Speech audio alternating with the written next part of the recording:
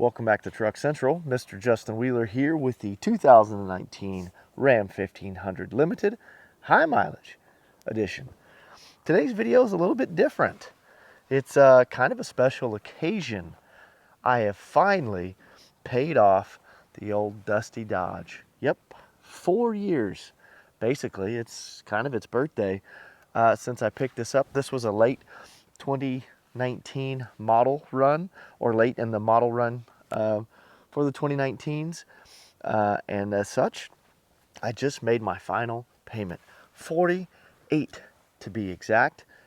During that time, 225,000 miles, 6,500 engine hours, 4 sets of tires, 2 batteries, 20 plus oil changes, and 1 cabin filter. I know, I'm disappointed in myself. You know what? We'll pop it out in this video, and it just to show you how much of an animal I am. I don't know. There's a lot of things about this truck that is still just like the day we got it. So this video is going to be a little bit more comprehensive. Usually these update videos are kind of snapshots in time. You know, at 150,000 miles, we talked about what was going on right in that moment, where this video is going to be a complete 360-degree inside out, top to bottom review of everything that we've done, what we've added, what's gone wrong. And it's going to be a little bit longer, but it's going to be the whole picture from day one to, well, 4 years later. Now don't worry, it's going to be long, but we will add the timestamps so we can break it down into topics. If there's something specific you're looking for, we'll put those down in the description, as well as the links to any mods that we go over. Those will also be in the description. Speaking of, before we get into it, I do want to say thank you to Real Truck. They are the sponsor this season on Truck Central. So whether you need bug deflectors, mud flaps, floor mats, running boards, exhaust, wheels, tires, you name it, they got it. You can find a link to them down in the description. Well, what better place to start than right here in the face of the old Ram? And I know what you're thinking. What a-hole is going to make a review video about a truck in this filthy state? Well, guys, these reviews that I do are very, very true, very genuine.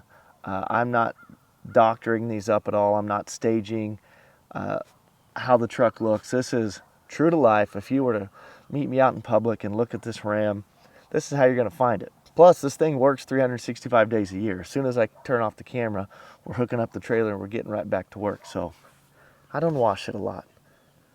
Thinking though, maybe when I get to 250,000 miles, I may actually take this thing to get professionally detailed and color corrected, just to see what's underneath all the bug guts and crap. Anyway, speaking of bug guts, it's going to be hard for you to differentiate what's a bug gut and what's missing black paint. But the front bumper is absolutely riddled with chips. I've talked about this before, and I think I've showed it a little closer in the 200,000 mile video. But the chips are just, it's extreme. They're camouflaged by the bug guts, and so it's hard to tell the difference. These guys are everywhere. But really, as far as functionally, the bumper with the sensors and the fog lights, still perfect. Haven't had to replace any sensors, any fog lights, no nothing. If chips bother you, you probably want to opt for the chrome.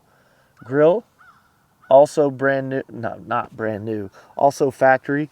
There is peeling, so that's chrome and this black, and I'll bring you in closer. The black paint, not paint, let me just show you, since I'm doing a terrible job explaining what I'm talking about. See that? So the way this comes from the factory is a chrome and black, like two-tone finish, and the colored portion is saying goodbye and revealing the chrome underneath. Again, if you were to keep this truck clean all the time, that would stand out a lot more. Rock chips, This is like a scene from a horror film. Good night. Camera works great. Use the hell out of that. The bi-dynamic LED headlights, still completely functional, still turn as you turn. All the running lights, everything is completely perfect on these. I've not had to replace a single bulb on this entire truck. While we are still at the front, we talk about the bug deflector. Thank you, Real Truck. This has been good. You can tell by the way that it is that it just launches stuff, hopefully up and over. Maybe not all of them, but it's working. The hood, can't say a whole lot about the hood. It obviously has done its job. My only regret, not really a regret, one thing I wish I could change about this truck, I wish I had the sport hood. I almost bought one on Marketplace a couple weeks ago because I really wanted one, and I think I may need it. But, you know, it's okay. Still looks good without it. And what do I mean when I say I may need it? Well, spoiler alert, kind of. We will be adding headers to this truck soon, and I'll talk more about that here in a second. But with headers, you can either wrap them or not wrap them in that fiberglass tape, fiberglass wrap. The fiberglass wrap really helps keep the engine bay temperatures down. I really don't like the looks of that. I don't think it looks as clean as just the straight headers. So I really do think the vents in like the sport hood will help with that. I don't know that you necessarily need it, but a cool engine bay is going to prolong the life of stuff like your battery and who knows what else. So if you have the option to get a sport hood, I definitely would, and I'm still looking. The windshield. This is not the factory windshield. Nope. The first one, I replaced so many chips and cracks. I used that little, you get it at like AutoZone or any parts store, windshield repair kit. Use those out the wazoo. And then eventually I picked up a crack right here on the edge and it came down and I ended up having to replace the windshield. The unfortunate part of that is the cost. It was $1,500. Sorry, it was $1,100. And that was for the aftermarket. This is an aftermarket windshield. If you want OEM Mopar glass, it was like $1,500. But let me tell you something. I've been running this aftermarket windshield for almost a year, and I don't have a single chip. I went from getting chips regularly to 0 chips. And I will say that people told me not to go aftermarket because it chips even easier. But I did perform a test, a little, maybe it's a hack, if you will. I took some of the ceramic coating like you'd put on the body, and when I got this new windshield, I coated it in that ceramic coating, hoping that it would increase the hardness and maybe help deflect junk. Now listen, I can't say that that has helped a single bit. All I can say is that I definitely did not go a year without a chip in the factory glass. So did it help? I don't know. But I'm happy that I don't have a chip currently. This Limited and many others come with the factory 22-inch wheels. I do believe the Limited also has a 20-inch option. I think these 22s look very nice. In fact, I've foregone the opportunity to, these mosquitoes, sorry. I had the opportunity to replace these with aftermarket wheels, but I think these look really, really good. Eventually, if we get around to lifting this truck, we may go to a smaller aftermarket wheel and put some big fat sidewall tires on here. But for now, I mean, nothing can really go wrong. I've scratched, not this one. This one looks brand new still. Like I mentioned, this is the 4th set of tires. We started with the factory, oh gosh, I can't even remember what they are now. Someone remind me. Goodyear? Eagle?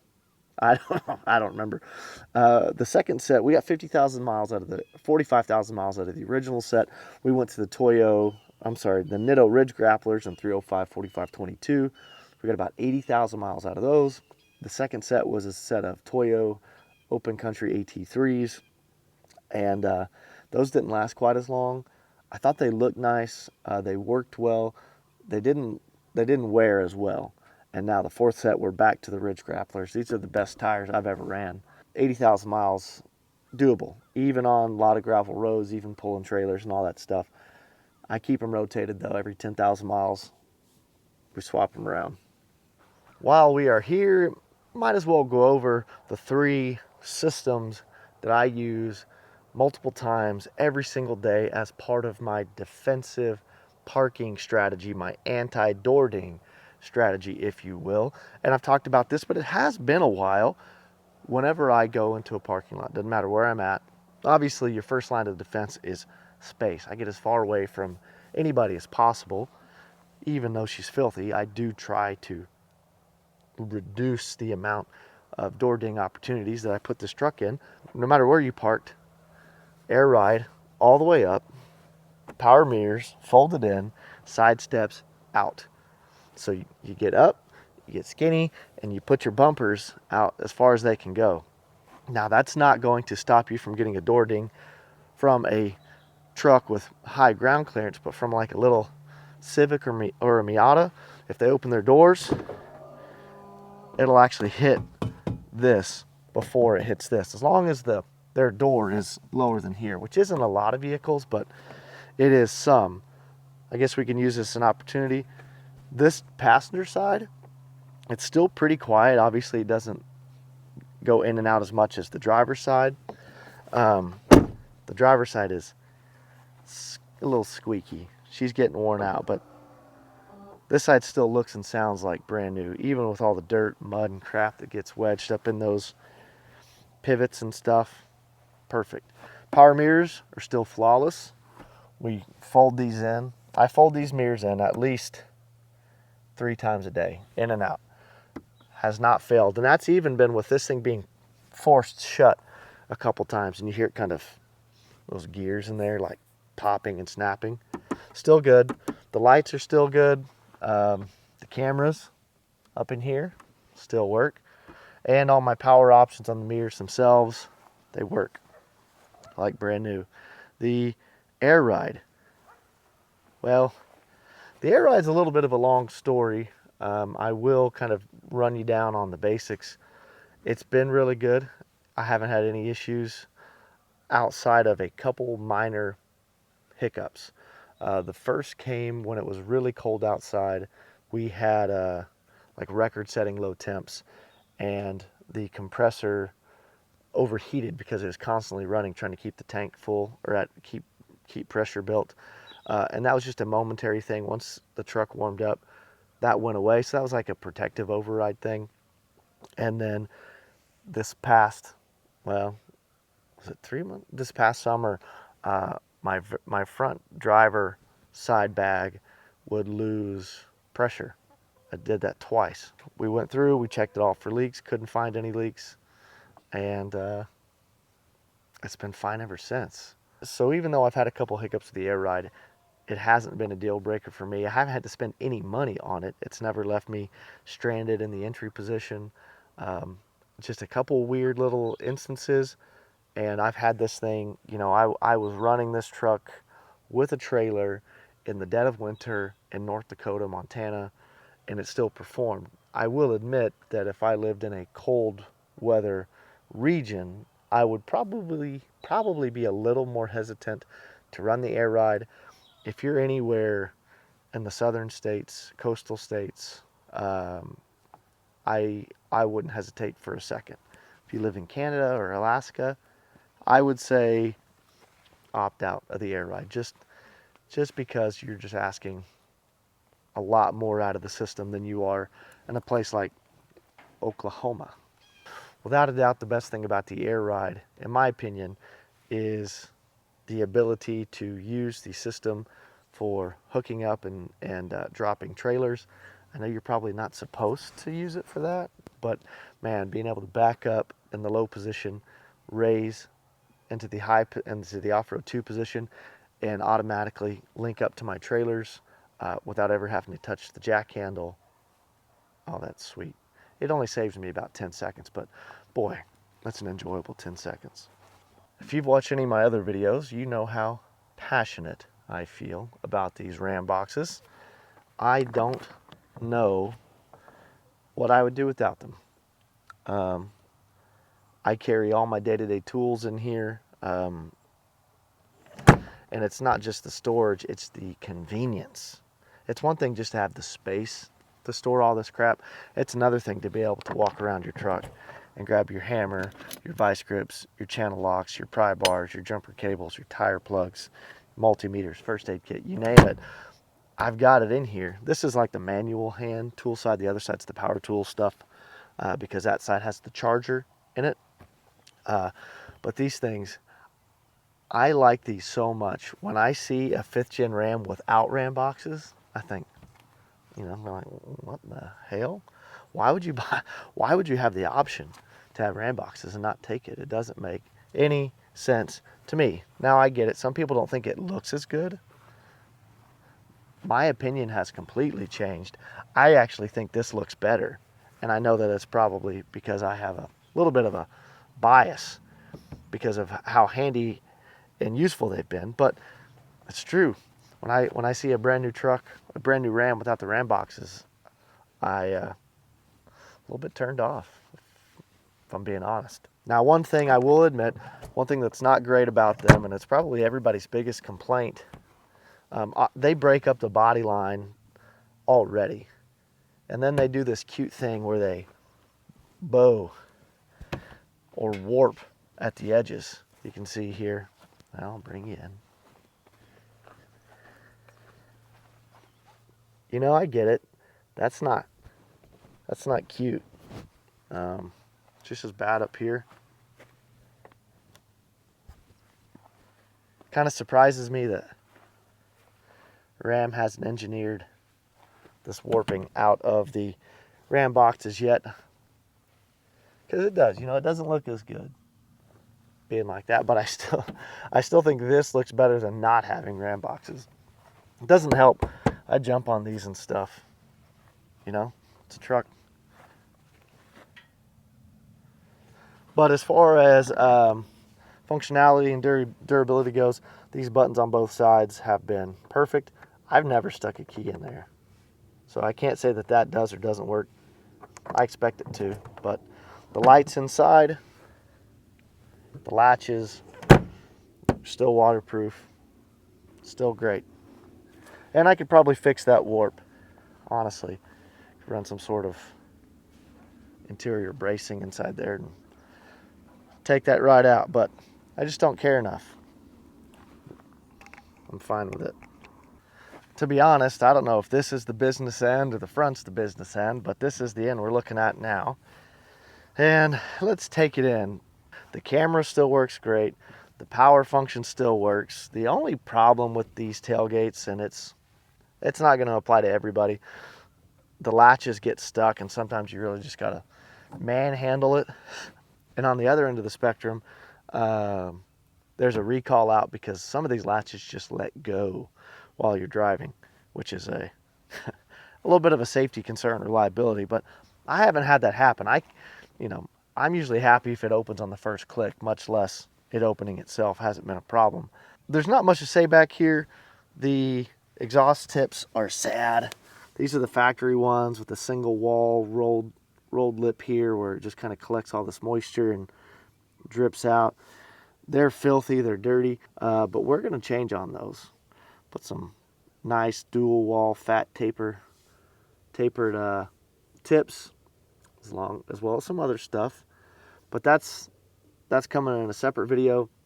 The only thing back here that kind of failed was this little spare tire, crank hole cover. That popped off and wouldn't go back. I broke it the first time I had to get in there. So,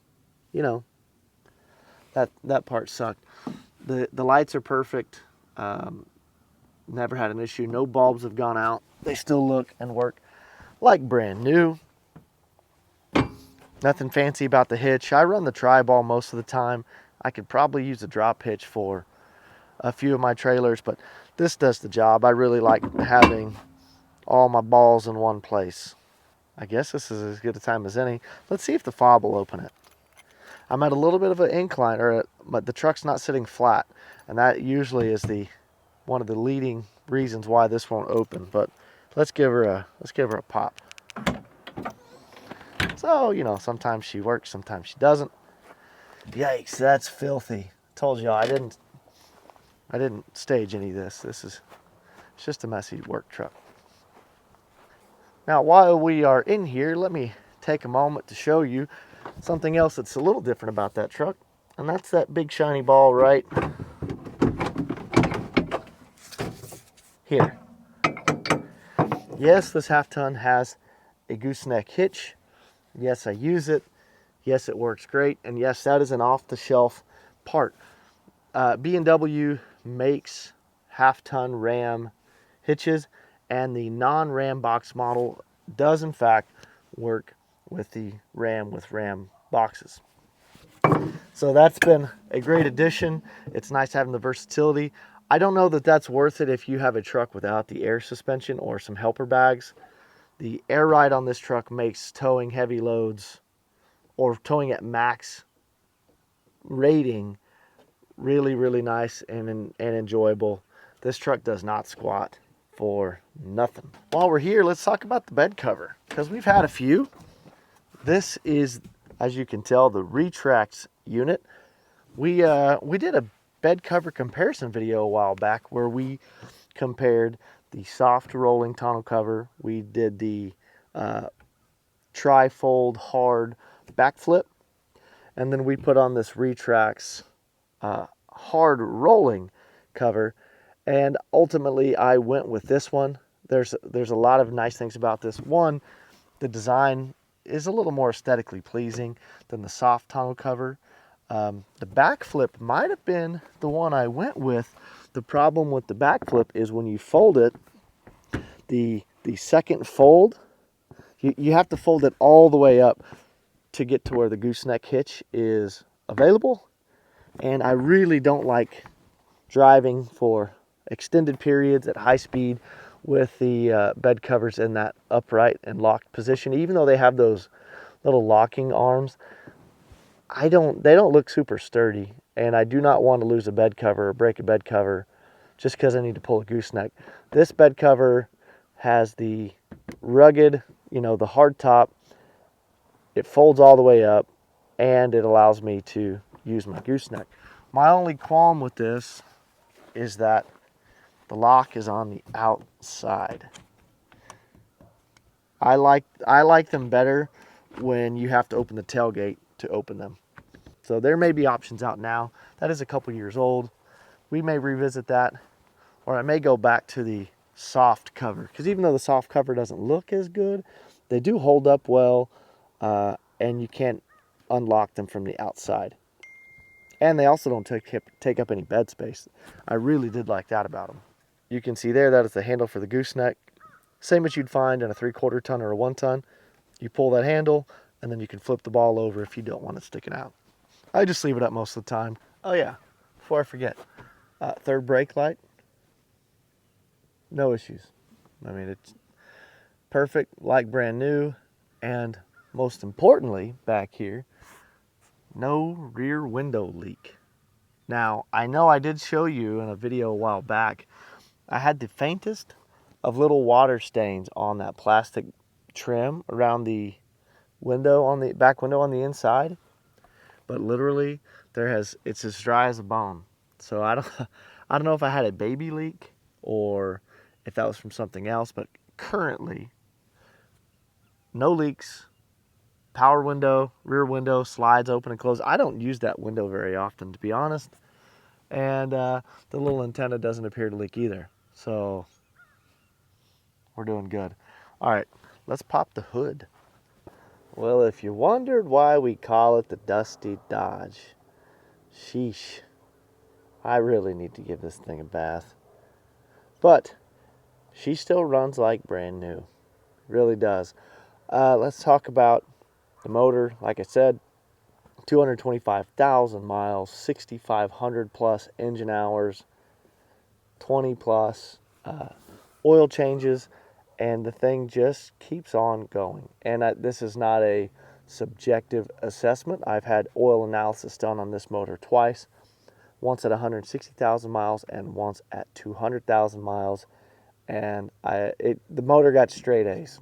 There's a bunch of science and stuff involved there, talking about all the wear metals and coolants and viscosity and a lot of letters, but luckily they dumb it down and say she's running great, she's perfect, keep on doing it. So the oil analysis has been perfect. I've got another video where we talk about that, and I show the report they send back. So if you want to see that, we could leave a link to that, or we may even find it and we could plug that picture in right here. But I'm very happy with the engine. I only change the oil every 10,000 miles. Well, 9 to 10. I just wait till the truck tells me to. And that it ends up being between 9,000 and 10,000 right on the dot. Sometimes a little sooner, sometimes a little later, but that's basically what I plan on during my work trips. Now, I will say that even though we've maintained the engine pretty religiously, we've neglected the transmission. We are on stock tranny fluid, and I've gone back and forth about how I'm going to handle that.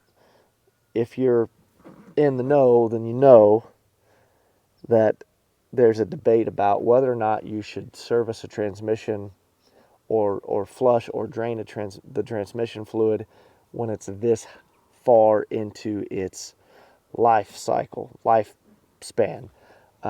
There's some thought that there is clutch wear material in the fluid itself, and if you drain it, then you lose that, and you can't replace it by just adding new fluid. And then there's some people that say that's cockamamie, hogwash, whatever, and that you should service it. Here's what I know.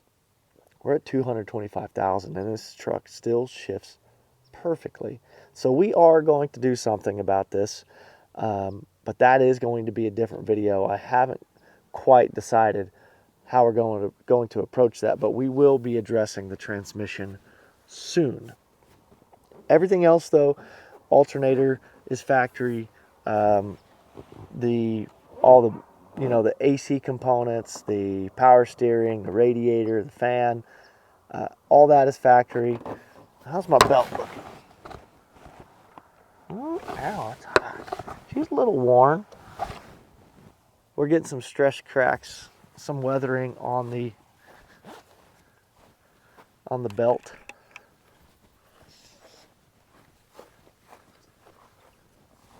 You can see, or maybe you can't. Not really sure. But let's talk about the stuff we have replaced. This is the second battery. Really strange, when the first one went out, the truck would not shift out of first gear.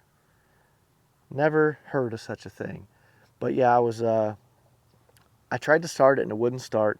So I jump started it, went down the road, and it would not come out of first until I replaced the battery. Who would have thought? So keep that in mind if you have one of these and you're driving and the sucker won't shift. It may not be your transmission. It may be your battery. So this one I've had in here for a couple years now. It's probably going to be due to replace here before too long. While I'm on the subject, one component I did have to replace, you can't really see it, the starter. We recently did a video about the starter, and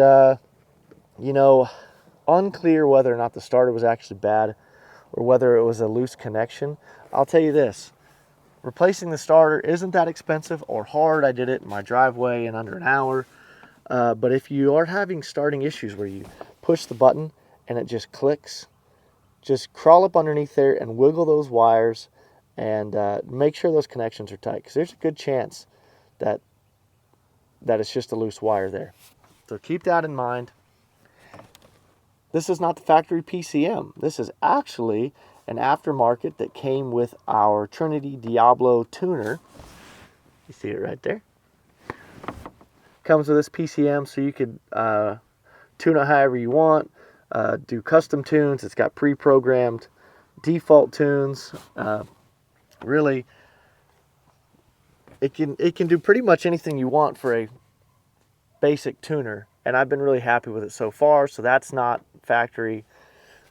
The S&B intake is obviously not factory. I promise there's a filter in there. At least I hope. I should probably replace on that. Not the intake, the filter. I've got 2 new ones in the shop. We're probably due. While we're down here, I will say that we did replace the factory spark plugs at 100,000 miles, and I have not replaced them since. So the plugs that are in there now have 125,000 miles on them, and they're doing their job. I need to replace those, but I'm probably going to do that at the same time that I do the headers. Let's talk about the exhaust manifold header situation. So everybody knows, not everybody knows, most folks know that the Ram, the Hemi specifically, and the exhaust manifold bolt situation has been a problem for a really long time. In the 4th generation 5.7 Hemis, the bolts were crappy, and the bolts would snap. The bolt heads would snap off, and you'd get an exhaust leak. And that was a pain. A very well known, very, very, very common problem. So the Ram engineers put their heads together and thought, why don't we put stronger bolts in there? And they did in the 5th gen Rams. And they put in stronger bolts, and now when those manifolds expand and contract through the heat cycles, now the manifolds themselves crack. Happened to me early on, and I believe it's happened to me again. It's been hot. We're just now getting into fall, obviously, and so we haven't had really cold weather. But on these cold mornings lately, when it's been 60-something degrees outside, and I start it up when it's cold, I'm getting that telltale sign of cracked manifold again. And that's because when they replaced it under warranty, they just put the OEM manifolds back on. So I knew they were going to crack, but it was free at the time, so we went with it. Now we're going to have to do something about it. I am not going to spend the money and the time to put factory manifolds back on. The only real solution is headers. So we're going to do that at the same time. Like I mentioned, probably replace spark plugs, but also go through and do some exhaust on this thing. Finally wake this thing up. She's been quiet for too long. Time to speak up, and we're gonna tackle that.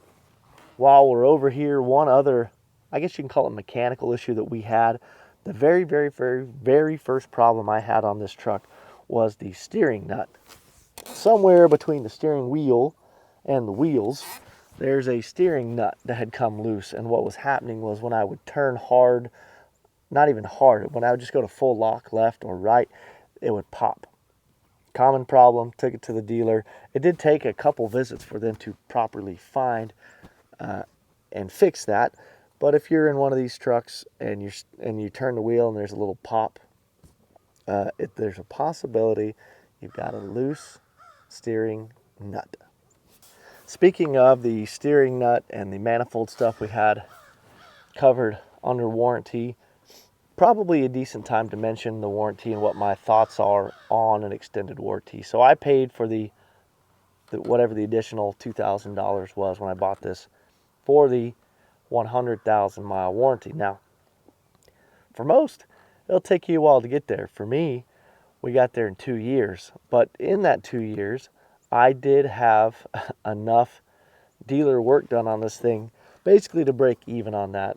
I almost forgot. Let's talk about the star of the show here. Nope, I'm not talking about the Hemi. The star of the show is that little brass ball valve. Oh, yeah, you weren't expecting that, were you?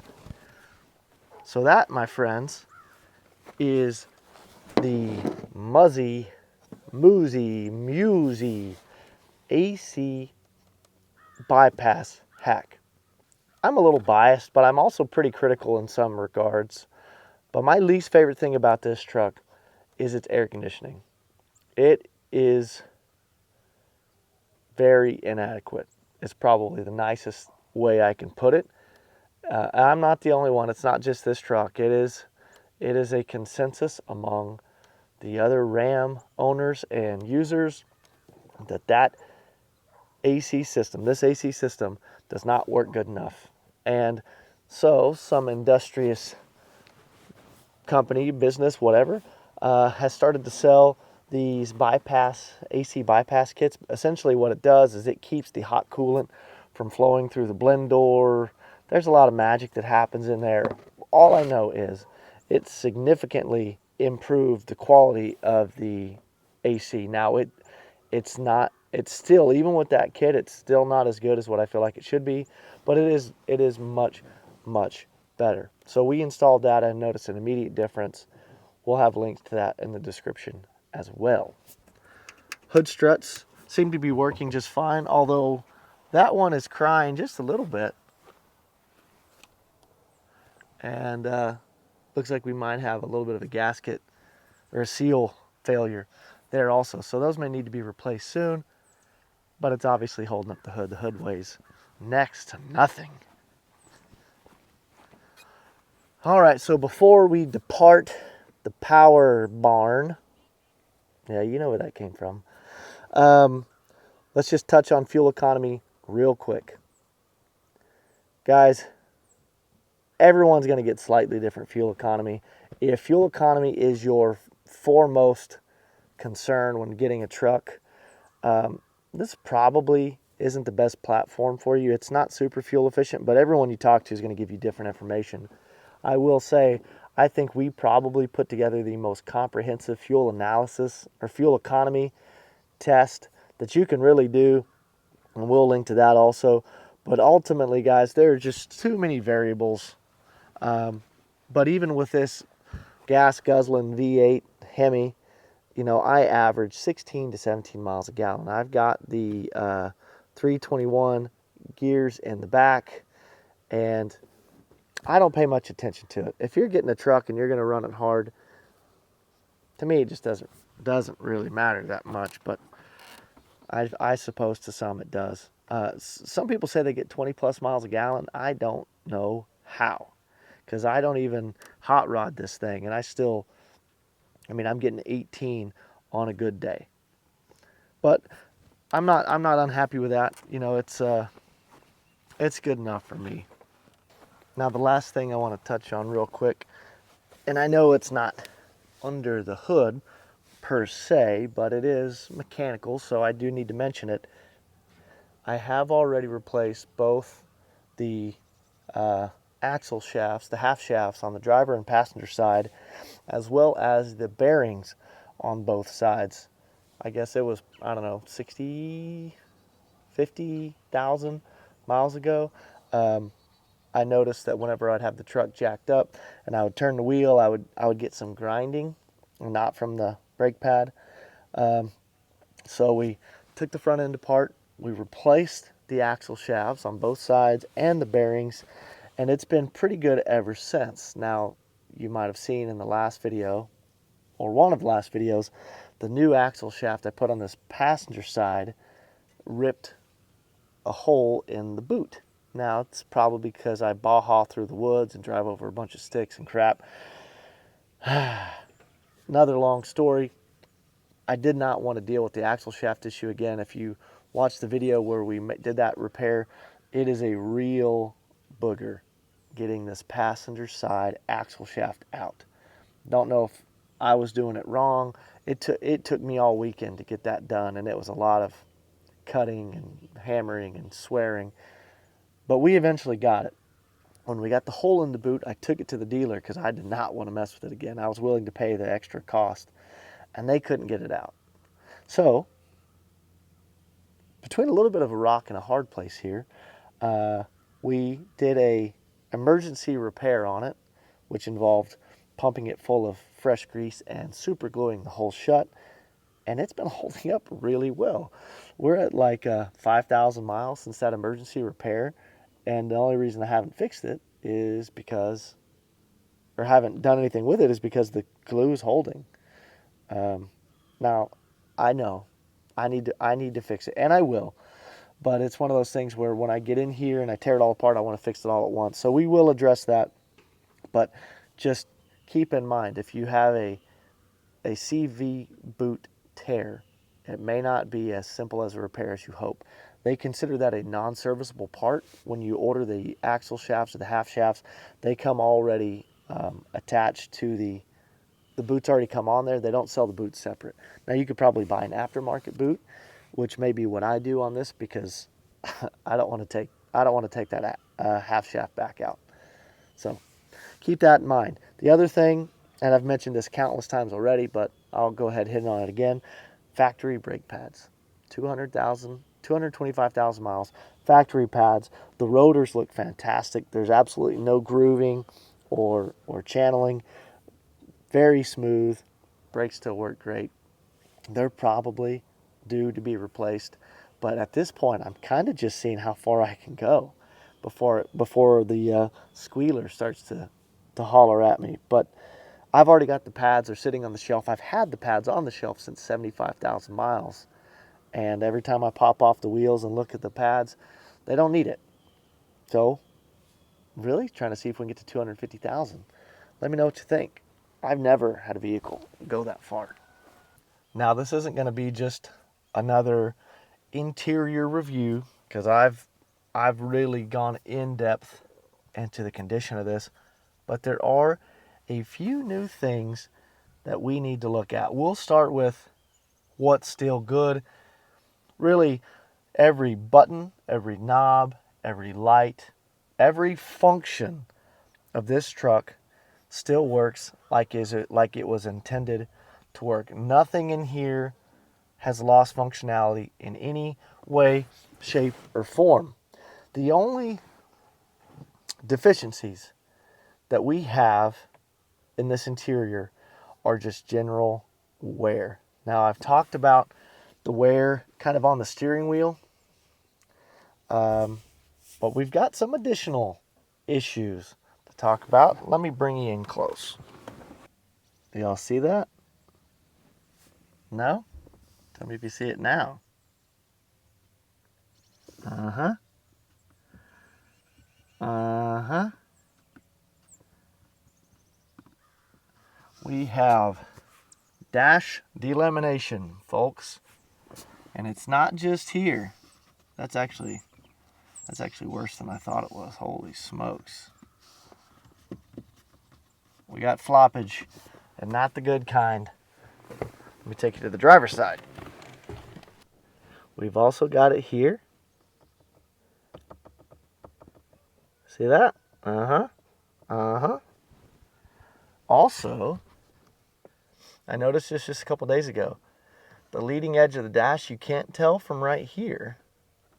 It's loose, but it doesn't look like something's wrong. Check this out. If you look through the windshield,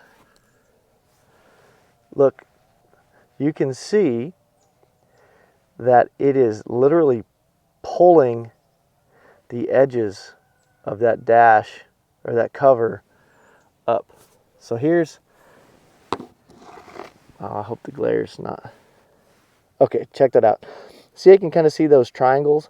That's where they cut it so they can make that round kind of bend, or that to conform it around the dash. What's happening over here is that it's pulled it so much that it's all been exposed. I mean, there's pretty much nothing left. So I don't know what's going on. It's like we got not enough material over here, too much in the center. I don't know if it, but there's a seam. So it's not like it's pulling it towards the middle. I don't know, but not good. So I'm sorry to announce that there seems to be a critical failure with the dash construction process. I will say this, dashes seem to be, and for obvious reasons, the weakest link to vehicle interiors. I mean, they get the most direct sunlight, and you know, you think about all your favorite cars in the past. Where do the interiors fail first? Almost always the dash. And the Rams in general. Look at the second gen Ram dashes. Holy smokes. Now this is a limited, and I think the Bighorns and Tradesmen's, they just have a plastic dash.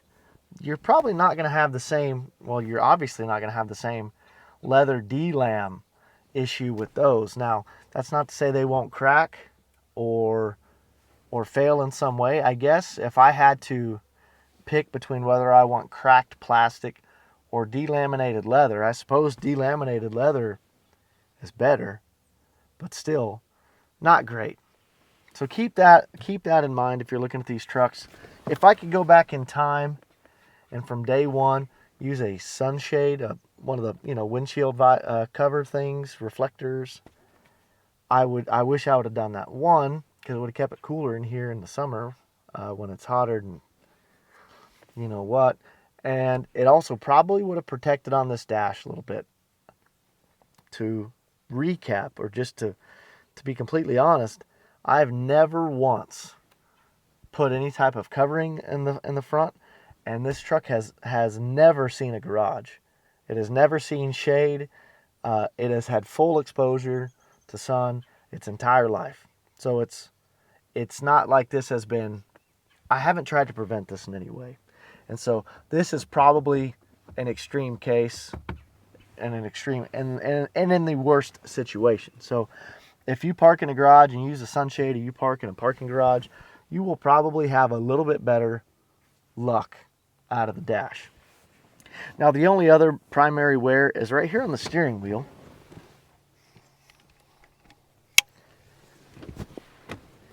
This stuff right here. And I'm a little bit embarrassed to admit that I'm not sure if that's like leather being worn down or if that's just like junk stuck to the steering wheel. Because, a lot of times my hands are dirty and I'll get in here and I'll drive.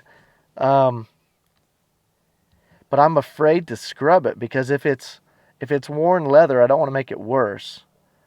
So I don't want to get any like aggressive chemical or pad on there and start scraping at it, because if it's just dirt and grime because I'm a pig and I just start to chip that off, that's great, but I'm afraid that I'm just going to make it worse. So I'm kind of just leaving it alone because I don't know what to do. If you can tell me a way to determine whether or not that's worn leather or just like a dirty steering wheel, please leave a comment, because I would like to make that look better.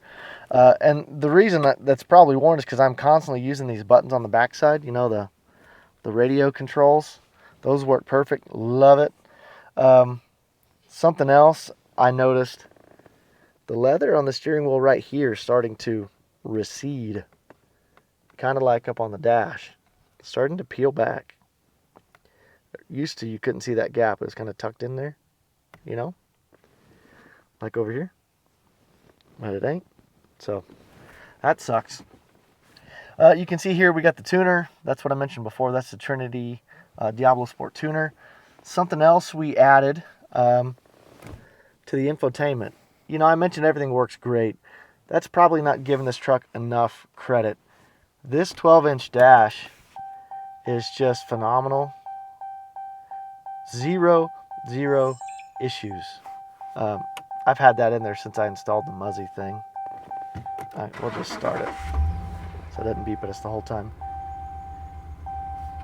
Never had any problems with this. Now there is an issue with screen delamination on some of these trucks, similar to the rear window leak that affects a lot of people. A lot of folks seem to be getting in the top corners, you'll see delam. And I don't know what causes that. I don't know if that's something you need to be worried about.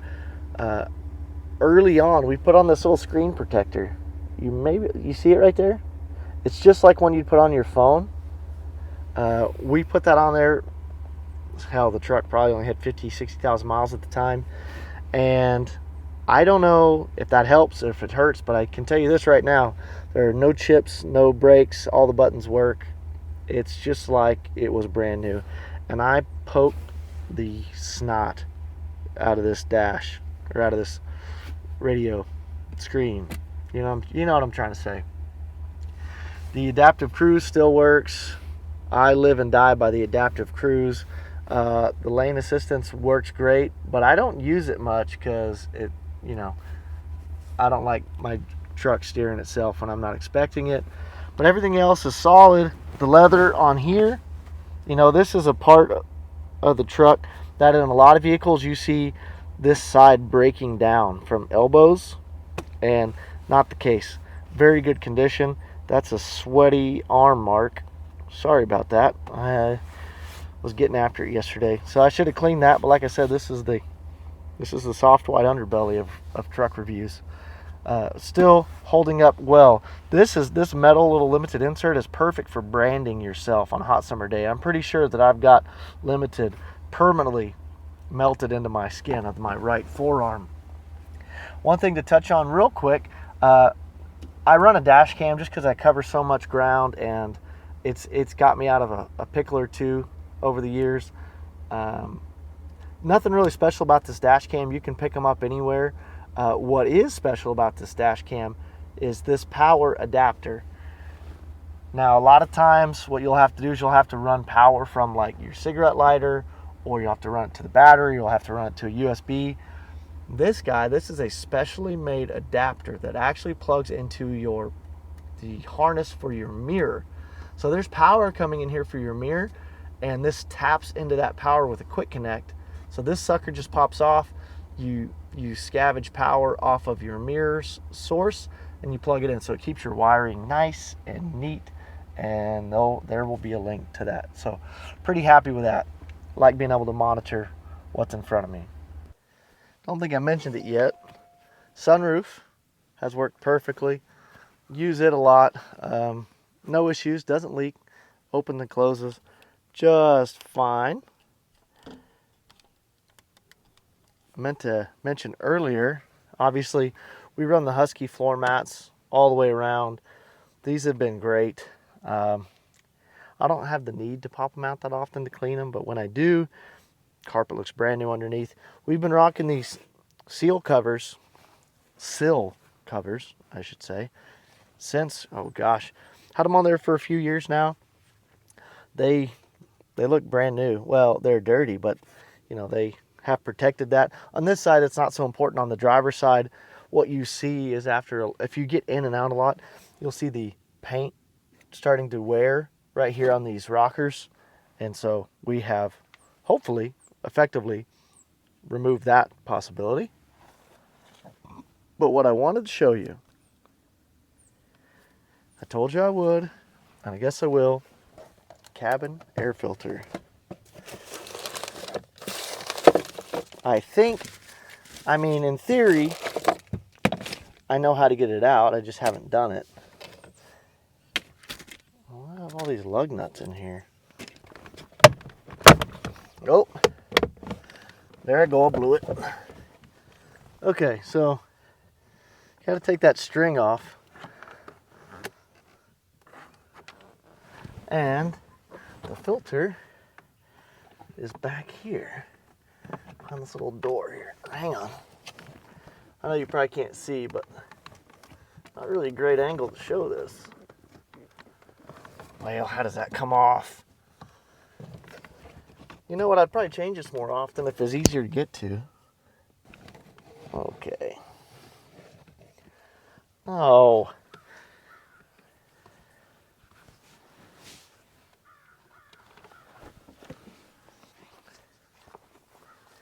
You know, it's not the worst. Let's go bang it on the ground. Okay, it's pretty bad. I'm going to go to the air compressor and blow this sucker out. Hang on. Alright guys, it's actually worse than I thought. You can see here, that's where I was able to get it a little bit cleaner.